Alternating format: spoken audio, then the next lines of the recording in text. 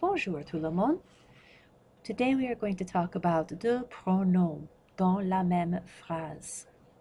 So it is possible to use both a direct and indirect object pronoun in the same sentence. Let's have a look at the following examples. Le serveur me donne la carte. We can go further and take out that word la carte and just replace it with the equivalent of it, which is going to be la. So you would have le serveur, or il me la donne.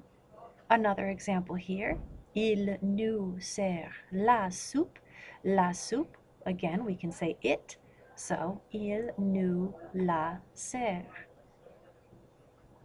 Deciding where these go is important. The pronouns me, te, nous, and vous precede the pronouns le, la, and les.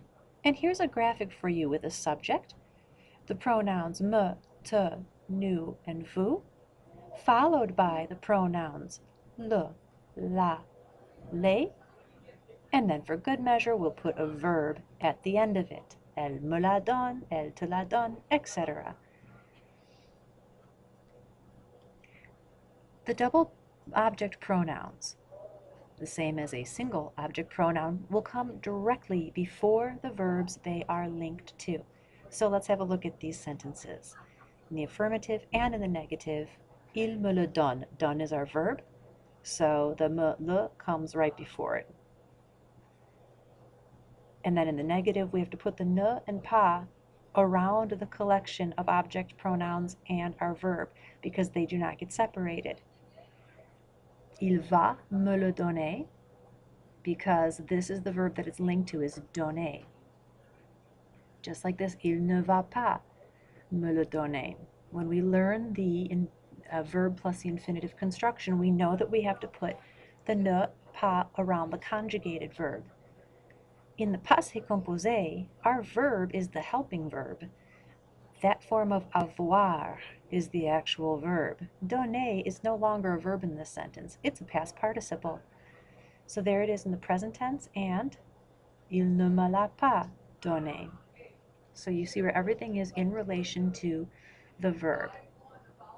So we have some practice to do here. There's going to be one or two of them in the passé composé, and we have to rely on our past knowledge of knowing where things go in relation to a verb, on whether or not we are going to have agreement. Think about that. Here are your sentences. Everything that is in italics you are going to replace with a word for the or them based on what it is. So whether it's le, la, or les, and you're going to rewrite these sentences. So pause until you are ready to see the answers. Here are the answers to these sentences. Il nous l'achète, so he buys it for us. Marie te le donne. La serveuse nous l'a servi. This is the one I was telling you about. Notice the agreement? That is because whatever that word the served it to us, that is feminine, and that comes before the verb avoir.